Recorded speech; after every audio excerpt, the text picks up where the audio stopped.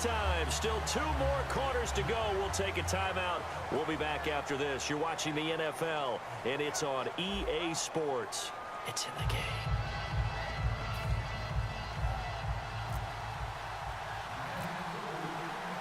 Both teams appear ready for the fight ahead, and we resume action here in quarter number 3.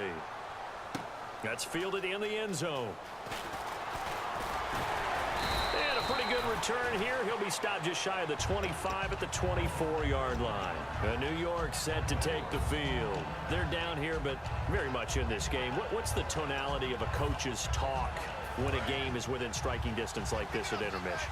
Typically, what they're doing is emphasizing the things that went well in the first half and wanting more of that. Sure, you've got to go over some of the errors and clean up some things because there's a reason you're down. But overall, I think they want to stay positive, stay up with this team. We're just starting the second half, and we've got the football. Let's go ahead and punch it in, and then we'll take it from there. See how that recipe works. They'll run again with Blunt. Looking to find a lane, but he can't. Reined in at the line of scrimmage. They'll say no gain on the play there, and now it'll be 3rd down. Off the corner. Where'd he come from? Well, I guess he came off the corner, but really nice play. I like when you're able to pose a question and answer it at the same time. And it's a fumble, and he's able to find Diggs. And they'll set up shop in enemy territory at the 45-yard line. Now we take a glance at the offense as they work their way back out for their first possession of the second half. Coming off that fumble recovery last time, so maybe they come out here with bigger eyes, a little bit more excitement. No doubt about it, and I would hate to be a guy in the NFL nowadays that has the football in his hands. Because in the old days, you just worried about getting tackled. Now, they're trying to strip the football, create the takeaways, and that's often more embarrassing than getting knocked to the ground. Have they gotten much better since your playing days at stripping the football? So far beyond what we used to talk about. Our thing was just securing tackles, and if turnovers were a result of the tackle, that was one thing. But now they want you to secure the tackle, the next guy in, he's working to stripping the ball out, creating takeaways, getting it away from the offense is crucial. And that's one of his advantages of a passer, is it not? With his height, setting back there in the pocket, firing it over the middle, he can really see everything clearly. It is, and I know that other quarterbacks get it done different ways, all right? You don't have to be his height to make a great play, but what he does is he takes away having to make those slide steps in the pocket to find angles to throw the ball through. He just throws right over the top of it because he can see everything, and sometimes that saves time and gets the ball to a receiver quicker.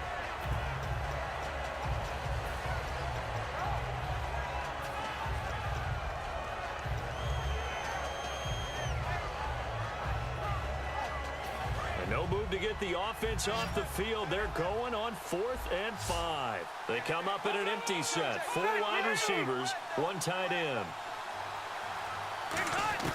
On 4th down, they snap it to Rivers. And he's got the completion to Hopkins. It'll be a gain of 11. And on 4th down, they're able to convert and move the sticks.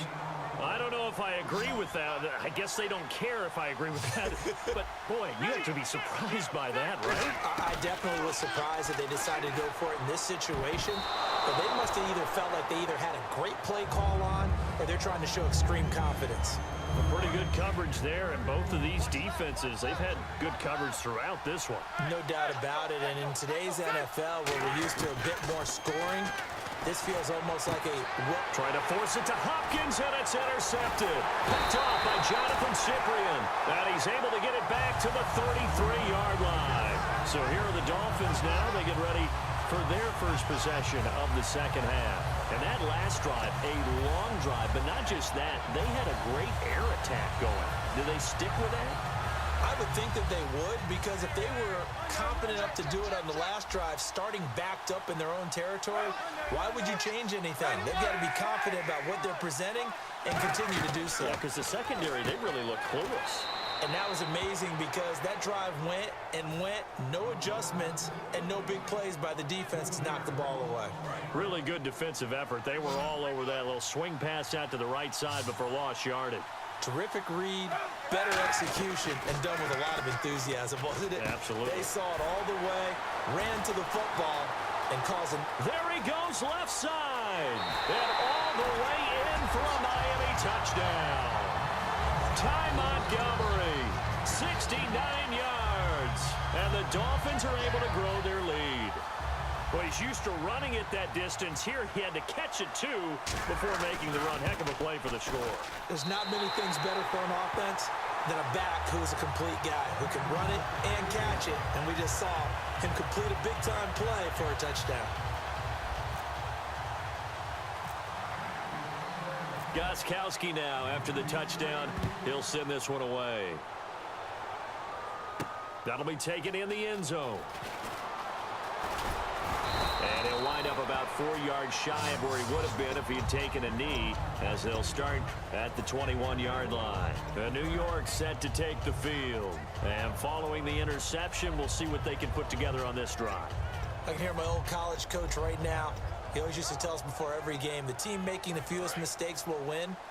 What they're hoping is that that last mistake is their only one of the game. Coaches, that's all they talk about, turnovers, right? Minimizing those and maximizing opportunities.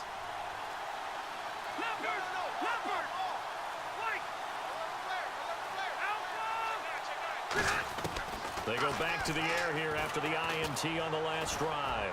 Try to lay one up deep. And it's knocked away and incomplete. Jerry Rice, the one he was looking for. And that'll bring up second down.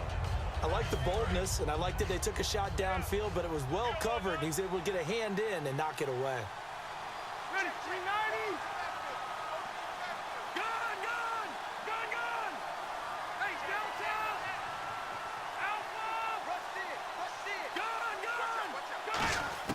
A second down throw for Rivers. And he's got his man in stride, complete. And he gets this one just shy of the 40. They'll mark him down at the 39. That was a nicely run slant route, and what the receiver's trying to do is make the defender think he's going upfield for a deeper route, and then breaks it off, usually after about 3 to 4 steps, and cuts towards the middle of the field. And now what he's trying to do is use his body to keep the defender away from the football and get the quarterback a really nice target. And out of bounds on the other side of midfield across the 45. Well, the offense lining up 1st and 10. And when an offense is doing a nice job selling the play-action pass, a lot of responsibility shifts to the linebackers. They're the ones that have to determine run or pass and get to the proper places on the field. First down, Rivers. He's going to sling this deep downfield. And it pops free. The collision there jarred the ball loose and brings up second down. Well, they went for the big play there, but that drop could really hurt their momentum. So incomplete on first. Let's see what second down has in store. Rivers again. Jerry Rice, open right side. And he gets it inside the 35 and just shy of the 30. Everything about that play was beautiful. A great corner route where the receiver worked the defensive back inside and then broke back to the outside to the corner. But how about the throw by the quarterback? Into double coverage, and it's intercepted. Picked off by Dante Hightower. And his guys are going to have the football back as the third quarter comes to an end.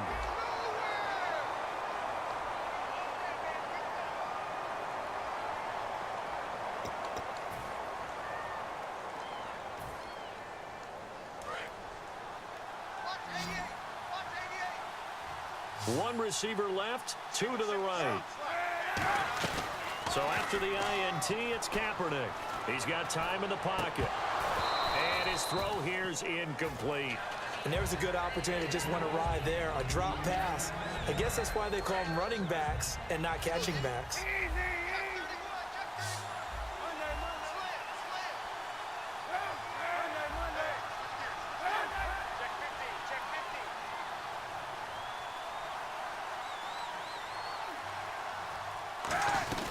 On second down, it's Tomlinson. And nothing doing. He's immediately taken down at the line of scrimmage. Only a yard on the pickup there, so it leaves them needing a conversion here on 3rd and a tough 9. The Jets will bring in a nickel set as they try to stop this 3rd down.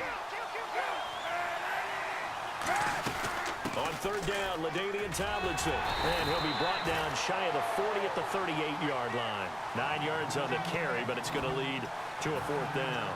And once again, leverage wins. The offensive line, lower than the defensive front. They moved them and found some good space for the guy carrying the ball. The offense here not budging. They're going to fight for it on 4th and inches.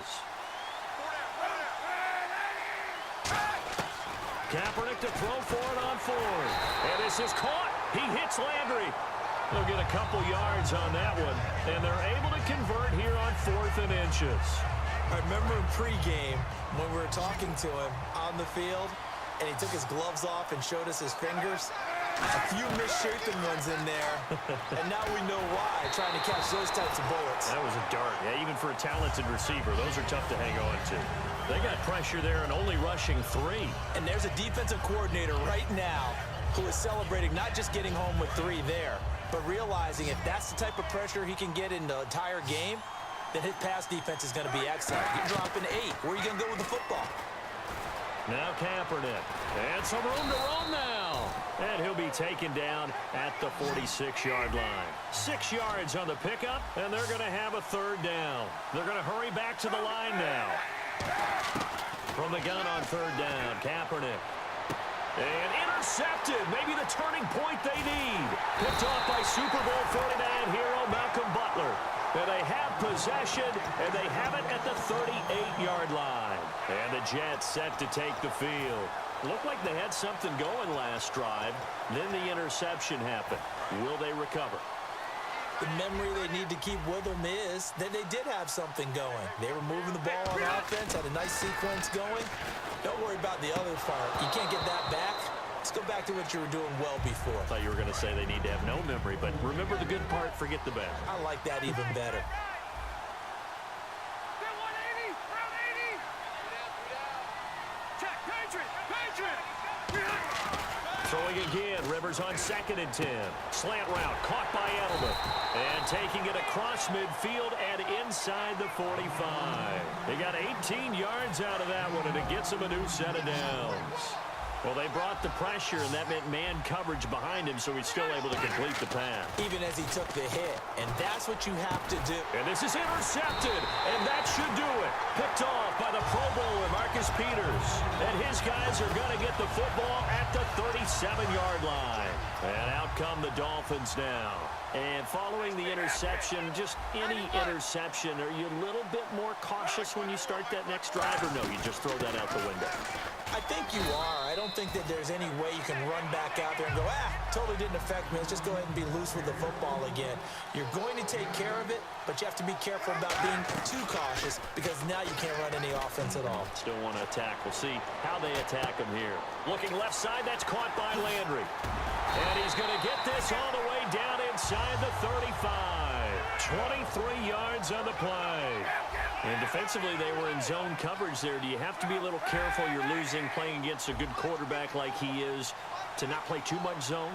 Yeah, you have to be careful about how much time you're giving up. I think it's a good point you just brought up. So maybe if you still want to play zone, go to a zone blitz scheme. And you can drop anyone out of your defensive front. And intercepted. Maybe the turning point they need. And how about this? It's the other Brandon Marshall that picks it off. And this return is going to be halted right around the 28-yard line. Now the Jets offense, they get ready to head back onto the field. And 3 interceptions in this game. And I would have to think, I wasn't a quarterback, but number 4 is kind of, you're like, oh, man, I can't throw 4. No, and what's interesting is, what do the coaches decide to do now? Having thrown 3, do you alter your offensive strategy? Do you take the ball out of his hands and maybe turn to the running game? Or do you have that supreme confidence that he's going to turn things around? We'll see what they do. Well, not the position they want to be in. Still a very, very small chance here, but they almost need a miracle. Agreed. That means they got to get into the sidelines, get out of bounds, and preserve clock. Now a desperation throw deep downfield. He couldn't quite hold it. Got hit. Ball pops out. Incomplete. On every offensive coordinator, every play caller sheet, they have about 5 or 6 plays per game that they call shot plays or big plays, and you don't get many opportunities to dial them up, and they just did, and they drop it with a great chance to make a big play. That's going to hurt.